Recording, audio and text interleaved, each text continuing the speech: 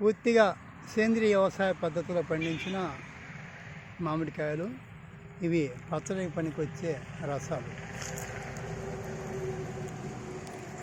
Urea, DAP, potash లాంటి విష పదార్థాలు కలిగిన విష రసాయనాలు, కెమికల్ ఫెర్టిలైజర్స్ అండ్ పెస్టిసైడ్స్ వాడకుండా కేవలం సేంద్రియ వ్యవసాయ పద్ధతిలో పండించిన మామిడికాయలు ఇప్పుడు హైదరాబాద్కు పంపిస్తున్నాము. కావాల్సిన వారు సంప్రదించవచ్చు.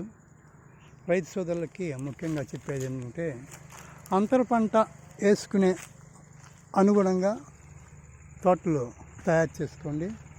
అంతర పంట వేసుకోవడం వల్ల మామిడి దిగుబడి పెరుగుతుంది, భూమి సారవంతం అవుతుంది. మర్చిపోకుండా ఖచ్చితంగా అంతర పంట వేసుకునే విధంగా తయారు చేసుకోండి.